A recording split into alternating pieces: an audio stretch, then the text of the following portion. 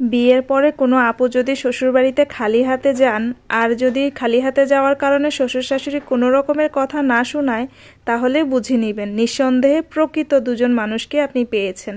আজকে আমি অনেক খুশি। আমার ছোট ছোট অনেকগুলো ইচ্ছের মধ্যে এইটা ছিল একটা ইচ্ছে, যে ইচ্ছেটা আমার পূরণ হয়েছে আলহামদুলিল্লাহ। আমাদের বিয়েটা পারিবারিকভাবে হয়নি, নিজে নিজে করার কারণে পরিবার থেকে কিছুই পাইনি, হয়তো আমার দুর্ভাগ্য ছিল। আর স্বামী যদি বেকার হয়, ওই বউ যত সুন্দরী হোক না কেন, যতই গুণবতী হোক না কেন, ওই বউয়ের দাম থাকে না। পরিবারের সবচেয়ে ছোট সদস্য যে আছে, সেও কথা শোনাতে ছাড় দেয় না। আজকে যে আমার একটা ছোট্ট ইচ্ছের বক্সটা আমি আনবক্স করতেছি, এটা আমার অনেক দিনের ইচ্ছে ছিল। যাক, আজকে আমার ইচ্ছেটা পূরণ হয়েছে আলহামদুলিল্লাহ। আমার এখন অনেক কিছু আছে, অনেক আলহামদুলিল্লাহ সব কিছুর জন্য, কিন্তু তবুও কেন জানি একটা না পাওয়া কষ্ট আমার ভিতরে সবসময় থেকে যায়। সংসার জিনিসটা কি যেদিন থেকে আমি স্পষ্টভাবে বুঝছি, সেদিন থেকে আমি আমার নিজের টাকায় একটা একটা করে সংসারের জিনিসগুলো এইভাবে কিনে কিনে গোছাচ্ছি।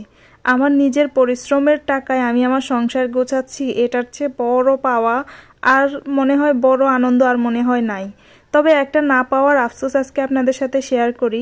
জীবনে প্রথম যখন শ্বশুরবাড়িতে খালি হাতে গেছি, অনেক রকমের কথা শুনছি। যারা আমাকে এত ধরনের কথা শুনাইছে, আমি এখন তাদেরকে অনেক অনেক ধন্যবাদ জানাই। আজকে আমার যত কিছু হয়েছে, আল্লাহ তাআলা আমাকে যত কিছুই দিছে, সবকিছুর পেছনে আমার স্বামীর সাপোর্ট কিন্তু কোনোভাবে কমতি ছিল না। তার যথেষ্ট সাপোর্টের কারণে আজকে আমি অনেক ভালো আছি আলহামদুলিল্লাহ। ঘরে তো আমার নিজের মা ছিল না, যে সংসার কেমন হবে, কি নিয়ে যেতে হবে শ্বশুরবাড়িতে, কিভাবে কি কাজ করতে হবে, কিভাবে কি গোছাতে হবে, বিশ্বাস করেন এগুলো আমি কিছুই জানতাম না, কিছুই পারতাম না। আর এই তো কিছু না জানার কারণে, না পারার কারণে একটু তো কথা আমাকে শুনতেই হবে। সবকিছু হয়তো আমারই দোষ, তাই আমি সবাইকে ধন্যবাদ জানাই। সংসারের জিনিসপত্র কেনাকাটা করা কিন্তু প্রত্যেকটা মেয়েরই ইমোশন। আমার মনে হয় যত বেশি থাকুক না ঘরে, আরও কিনি, কিনতে ভালোই লাগে।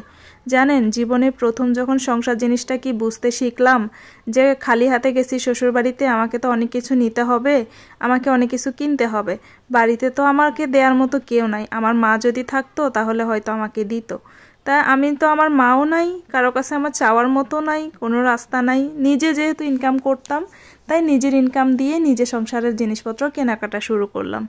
ছোট ছোট বাটি, প্লেট, জগ, গ্লাস, হাঁড়ি, পাটি, গ্যাসের চুলা, আরও কত কিছু, সব কিছু আমি আমার সংসারের জন্য কেনাকাটা করছিলাম। আর সেই জিনিসগুলো আমার কাছে নাই। আমি আমার জীবনে প্রথম আমার হাত দিয়ে ভাতের প্লেট কিনছি আমার সংসারের জন্য। সেই ভাতের প্লেট আমার কাছে নাই। আমার সেই ভাতের প্লেট অন্যজনের ঘরে। আফসোস করি না, কিন্তু মাঝে মাঝে অনেক বেশি কষ্ট লাগে, অনেক বেশি মনে ব্যথা লাগে আর কি। আমার জীবনে প্রথম আমার ইনকামের টাকায় কেনা, আমার কষ্টের, আমার ভালোবাসার, আমার সংসারের প্রথম জিনিস, প্রথম সব কিছু আমি খুঁজে খুঁজে আমি তখনই শিখলাম যে আমার সংসারের, আমার ঘরের জন্য প্লেট লাগবে, পাতিল লাগবে, কত কিছু লাগবে।